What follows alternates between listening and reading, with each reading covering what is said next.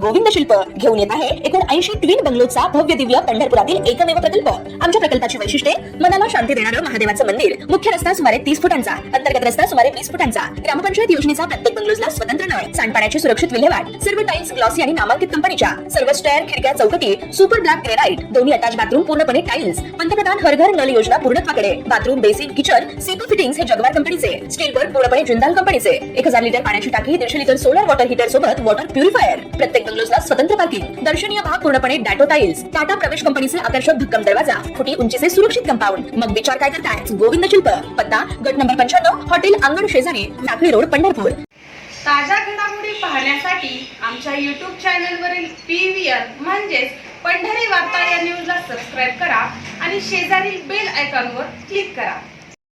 पंढरपूर नगरपालिकेच्या आजच्या सर्वसाधारण सभेच्या अजेंड्यावर जवळपास 11 विषयासह आयत्या वेळेच्या विषयावर सभागृहात चर्चा झाली। या सर्वसाधारण सभेत बोलताना नगरसेवक ॲडव्होकेट सुनील वाळुजकर यांनी अनेक महत्त्वपूर्ण प्रश्नांकडे लक्ष वेधत उपस्थित केलेले प्रश्न महत्त्वपूर्ण मानले जात असून हिंदू स्मशानभूमी येथील गॅस दाहिनीमध्ये अंत्यविधी करण्यासाठी येणाऱ्या खर्चाची रक्कम माजी आमदार प्रशांतराव परिचारक युथ फाउंडेशनच्या वतीनं व भारतीय जनता पार्टीच्या वतीनं नगर परिषदेकडे जमा करण्याची तयारी दर्शवित, त्यामुळं मृतांच्या नातेवाईकांकडून गॅस दाहिनीच्या शुल्कापोटी कुठलीही रक्कम मागितली जाऊ नये अशी सूचना त्यांनी या सभेत केली आहे। तसेच शहरातील असलेल्या विविध ठिकाणच्या झोपडपट्ट्यांमध्ये वर्षानुवर्ष राहत असलेल्या झोपडपट्टी धारकांची शासनाच्या नियमानुसार नोंदणी करू शकले नसतील तर रहिवाशांच्या नोंदणी करून घ्याव्यात। भविष्यात शासन निर्णयानुसार व शासन परिपत्रकानुसार सदर जागा त्यांच्या नावावर करावी। तसेच MI ट्रॅक येथे दर दिवशी सायंकाळच्या वेळी मोठ्या संख्येने नागरिक महिला वर्ग फिरण्यासाठी येत असतो, मात्र या ठिकाणी असलेले दिवे बंद असल्यानं अनेक वेळा अंधाराचं साम्राज्य असतं, तरी तातडीनं याबाबत उपाययोजना केली जावी। या ठिकाणी सुरक्षेसाठी CCTV कॅमेरा बसवावेत, तसेच त्या ठिकाणी कोणताही अनुचित प्रकार घडू नये म्हणून सुरक्षा रक्षक नेमावेत अशी मागणी नगरसेवक सुनील वाळुजकर यांनी केली आहे। तर संतपेठ, लक्ष्मीनगर, गुरुदेवनगर, भगवाननगर व नवीपेठ, ज्ञानेश्वर नगर झोपडपट्टी येथे पावसाळ्यात पाणी साठतं, व्यापारी व नागरिकांचे नुकसान होते, म्हणून सदर ठिकाणी पाणी साठू नये म्हणून प्रशासनानं त्वरित पावसाळ्यापूर्वी ठोस उपाययोजना करावी व पाण्याचा निचरा लवकरात लवकर होईल या दृष्टीनं प्रयत्न होणं गरजेचं आहे, याकडेही त्यांनी लक्ष वेधलं। एकूणच आजच्या सर्वसाधारण सभेत नगरसेवक ॲडव्होकेट सुनील वाळुजकर यांनी मागील अनेक वर्षापासून मागणी होत असलेल्या महत्त्वपूर्ण मुद्दे उपस्थित करीत आजच्या सर्वसाधारण सभेत प्रभावी भूमिका बजावल्याचं म्हटलं जात आहे। विषय क्रमांक 10 पंढरपूर नगर परिषद हद्दीमध्ये हिंदू स्मशानभूमीमध्ये गॅस सेवक दाहिनी दुरुस्ती करून चालवणी करण्यात येईल। अध्यक्ष महोदय, घेऊन जावा। पंढरपूर शहरामध्ये हिंदू स्मशानभूमीमध्ये गॅस दाहिनी ही गॅस दाहिनी राजकुमार धूत यांच्या मार्फत या ठिकाणी बसवली होती। ऍक्च्युली त्याच्याकडे 2 ते 3 वर्ष त्याची देखभाल दुरुस्ती होती, परंतु मध्यंतरी काळात कोरोना सुरू झाला आणि आजही आमची सगळ्यांची मानसिकता आहे त्या गॅस लाईनमध्ये आपण येत नाही, लाकडावरच आपण सगळे अंत्यविधी करतो। आणि कोरोना काळामध्ये जे जी काही फिरत आली त्याची कुटुंबीय नसताना सुद्धा नगरपालिकेचे मुख्य असतील, नगराध्यक्ष असतील, प्रशासकीय यंत्र असेल, त्यांनी काही प्रयत्न स्वतःच्या पैशाने त्या ठिकाणी ग्रहण केली। आणि असं करत असताना जे प्लास्टिकच्या मध्ये आलं त्या प्लास्टिकमुळे संपूर्ण गॅस दाहिनी ब्लॉक झाली, म्हणजे पाईप ब्लॉक झाले आणि मग येत असताना ते परत चालू करून गेले 1-2 वर्ष त्या दाहिनी बंद आहे कोरोनापासून। म्हणून मी आपल्याला विनंती करेन की गॅस दाहिनी चालू करण्याचा निर्णय घेतला, अतिशय चांगला आपण निर्णय घेतलाय। हा निर्णय घेत असताना त्या ठिकाणी आपण ज्या खरेदी जाते त्याने बोर्ड लावले आपण 1000 रुपये त्यासाठी स्वीकारले जातील। तर आपल्याला विनंती आहे की काल आमचे नेते आदरणीय प्रशांतराव परिचारक यांची चर्चा झाली आणि भारतीय जनता पार्टी सीटी चर्चा झालेली आहे। तर यापुढे या गॅस लाईनमध्ये जे काही पेट्रोल त्या ठिकाणी जे त्यांना बाहेर जायला सांगा। आवाज विशाल आवाज बोल। ज्यांना गोंधळ करायला त्यांना पासपोर्ट परवानगी द्यायची जाणार नाही, हे सर्वसाधारण सभा चालू आहे। आणि ज्या लोकांना त्या ठिकाणी गॅस लाईनीमध्ये विरळ पाहिजे, त्या ठिकाणी अंत्यविधी करायचं आहे, त्याच्यासाठी यांना जो काही काय खर्च आपण ठरवला असाल जो खर्च आमचे नेते वसंतराव परिचारक युथ फाउंडेशनच्या वतीनं ते सगळी रक्कम जे जे होती ती रक्कम आम्ही स्वतः त्यासाठी द्यायला तयार आहोत. त्यामुळं त्या ठिकाणी आपला जो विनंती या जाहिरातीसाठी होणार जो खर्च आहे आपण निश्चित लवकर चालू करावी आणि या पंढरपूर शहरातील नागरिकांना ही गॅस लाईन उपलब्ध करून द्यावी. त्याची होणार रक्कम प्रशासनाने आम्हाला सांगावी. आम्ही त्याची रक्कम आपल्याकडे माननीय वसंतराव परिचारक युथ फाउंडेशनच्या वतीनं आपल्याला दिली. धन्यवाद. आपण प्रभाग क्रमांकचे नगरसेवक आंबोडकेंनी घोषणा केली. खरं तर पंढरपूर शहराचा अतिशय जवळचा प्रश्न आहे. गेल्या अनेक वर्ष त्यासाठी त्या ठिकाणी लोक जर आपण बघायला गेलं तर पंढरपूर शहरामध्ये अतिशय वंचित असलेला भाग म्हणजे संतपेठ गुरुदेव नगर असेल भगवान नगर असेल त्या भागामध्ये कमरेची दुकान त्या ठिकाणी चढलं आणि तेथील नागरिकांना रात्रभर त्याच्या अक्षरशः पाण्यामध्ये मोडला. तर त्यासाठी नगरपालिकेला त्याकडे जो पाईप आहे तो पाईप त्या ठिकाणी पाणी कसं निचरा होईल या दृष्टीने प्रयत्न करणे गरजेचं आहे.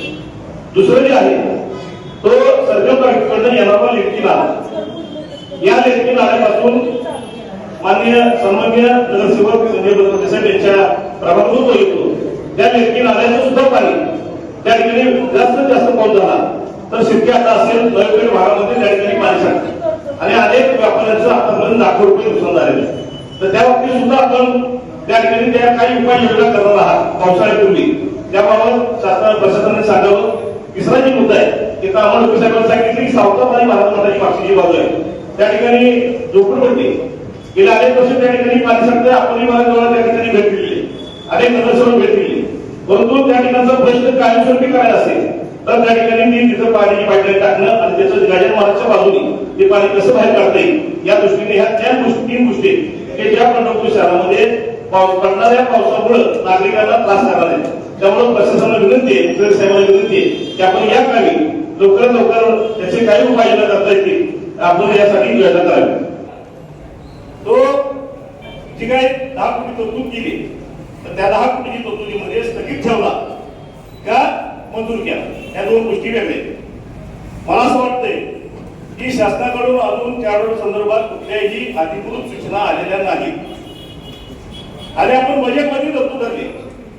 मग फक्त लोकांचं भ्रम आहे की केवढा होणार का होण्याच्या अगोदर 10 कोटी तरतूद का धरली गेली आणि मग 10 कोटी तरतूद सभागृहात चर्चा झाल्यानंतर तो विषय स्थगित केला का मंजूर केला ह्या दोन गोष्टी फक्त चर्चा झाल्या. तर यावर खुलासा होणं आवश्यक आहे. जर तुम्ही त्या स्थगित करणार असाल तर शासनाकडनं त्यावर संदर्भात आपल्याला काही सूचना आल्यात का? जर आल्या नसतील तर तो 10 कोटीचा जो तरतुदी विषय तो आपण तो स्थगित ठेवावा अशी आपल्याला सगळ्यांच्या समन्वयाने ही आपल्याला विनंती. सन्माननीय प्रथमतः आपलं अभिनंदन की मागच्या मीटिंगला जे आपल्याला सांगितलं होतं की नगरपालिकेचं जे काही गेलं आहे 21 कोटी रुपये त्या संदर्भात श्वेतपत्रिका काढावी आणि त्या दृष्टीनं आपण या ठिकाणी श्वेतपत्रिका सादर केली. श्वेतपत्रिका सादर करत असताना यामध्ये जवळजवळ 41 कोटी 13,72,486 रुपये यासाठी नगर परिषद देणं आहे. वास्तविक पाहता जर आपण या ठिकाणी निवडून आलो आणि निवडून आल्यानंतर सगळ्याच आपल्या सहित सर्व सन्माननीय सदस्यांना या शहराच्या विकासासंदर्भात एक जो विकास करायचा आहे त्या संदर्भात असणार नागरिकांना अपेक्षा आहे की आपण काय या शहराचा विकास करणार आहोत. 2011 पासून 13 पर्यंत आमच्या सन्माननीय भगिनी उज्ज्वलाताई भालेराव होती. त्यानंतर आमच्या सौ साधनाताई भोसले यांनी जवळजवळ 7.5 वर्ष या ठिकाणी त्या सर्वांनी कारभार केला. खरं तर यांचं कौतुक करावं थोडं आहे. या दोन्ही अध्यक्षांनी नागेश काकांनी या ठिकाणी ते जवळून पाहिले अनुभवले. प्रशासनामध्ये असणारा समन्वय नगराध्यक्ष आणि आर्थिक स्थिती नीट घडी बसावी म्हणून सगळ्या सन्मान्य सदस्यांना विश्वासात घेऊन या नगरपालिकेच्या आर्थिक घडी बसवण्याचा प्रयत्न या दोन्ही अध्यक्षांनी केलाय. साधनाताई भोसलेंनी केलाय आणि उज्ज्वलताई भालेरावांनी केले. त्या सन्मान्य सदस्य या ठिकाणी आहेत. मला असं वाटतं की राजकारणाच्या पटावर व्हावं परंतु शहराच्या विकासासाठी करत असताना यावर आपण मार्ग काढणार आहोत का? हा मार्ग काढत असताना गेले अनेक वर्ष आपण इथं लिहिलंय की 2019 पासून 2024 पर्यंत तसं 2016 पासून जर बघितलं आपण 9 वर्षाचं बघितलं तर आपल्याला वाढता आणि दिसत की आपल्याला देणं दिसते.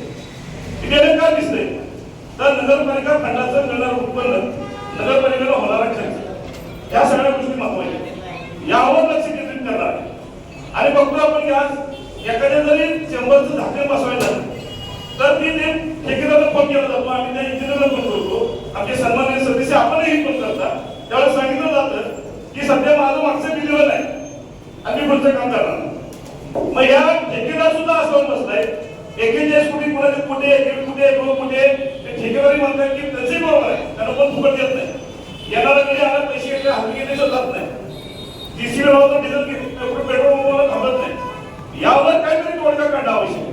आणि मग मूळ मुद्द्याला वाद न लावत असतात 41 कोटी आपण कशा प्रकारे देणार आहोत यासाठी महाराष्ट्र शासनाने जसं बार्शी नगरपालिकेचा आपण अभ्यास केला, आपणही माहिती घ्यावी. बार्शी नगरपालिकेने अशी काहीतरी झाल्यानंतर त्या ठिकाणी शासनाने विशेष बाब म्हणून ही सगळी बाब शासनाच्या निदर्शनास आणली आणि ती पैसे करून त्यांनी आता झोड केली.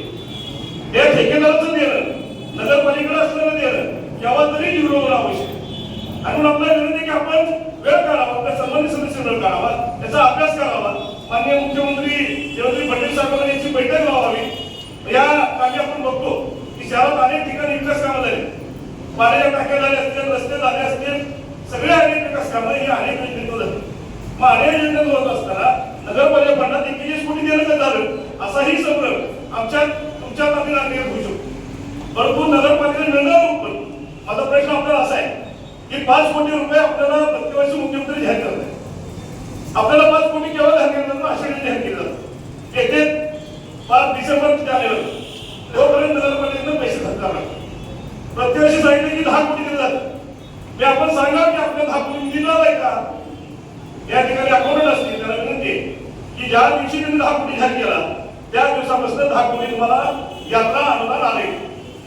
मग हे पैसे कुठं खर्च केले जातात तर हे पैसे नगरपालिकेच्या मिळणाऱ्या टॅक्सच्या रूपात दिले जातात. आणि मग टॅक्स मिळणारं उत्पन्न आणि होणारा खर्च याचा जर डिसेंबर केला, उदाहरणार्थ पाणीमुळे येत नाही, पाणीमुळे माझ्या माहितीमध्ये 3-4 कोटी रुपये डिव्हिजन आहे प्रत्येक वेळेस. ज्यावेळेस तुम्ही टॅक्स गोळा करता, आपण बघितलं की या 5 वर्ष का वाढलं गेलं तर 5 वर्षामध्ये जर 19-20 मध्ये कोरोना आला, 21-22-23 तुम्ही घरपट्टी काढून बघता, त्यामध्ये वसूल झाले नाही, कारण लोकांना काम नव्हतं, लोक बाहेर नव्हते. मग ही पैसे साठत, मग नगरपालिका कसे पैसे देणार? मग ह्यासाठी आपण काय उपाययोजना करणार आहात का? हे शासन 10 कोटी सांगते आणि 5 कोटी देते, या 10 कोटीसाठी आपण काय प्रयत्न करणार का? मी या ठिकाणी आपल्या जिल्ह्याचे पालकमंत्री माननीय जयभाऊ गोरेंचं आपले आभार मानेन, आमदार समाधानरावांचा आभार मानेन, माननीय परशुरामचा आभार मानेन की मागची यात्रा जेव्हा चालू झाली त्याला 13-13.5 कोटी रुपये खर्च आला, 5 कोटी आले नव्हते. परंतु माननीय जिल्हाधिकारी साहेबांनी विशेष निधीतून आपल्याला पैसे तरतूद केली, पार्किंगच्या जागा म्हणून टाकून झाला, अनेक विकास कामाला त्यात पैसे मिळाले. यासाठी लक्ष केंद्रित सगळ्या सर्वांना माझी विनंती आहे, यासाठी आपण लक्ष केंद्रित करावं लागतं. या 41 कोटी देण्यासाठी आपण अध्यक्ष नात्यानं आम्ही सन्मान्य सदस्य म्हणून आपण काय भूमिका घेणार आहात ही आपल्याला या ठिकाणी समाजात सांगावं. आणि निश्चितपणे यासाठी आम्ही सगळेजण आम्ही सगळ्यांना आपल्या समोर आहोत. परंतु हे 41 कोटी देणं, त्या ठेकेदाराचं देणं हे प्रत्येक एकदा संपलं पाहिजे. यासाठी राज्य शासनाकडे यासाठी पाठपुरावा केला पाहिजे आणि एकदा हा विषय संपला पाहिजे.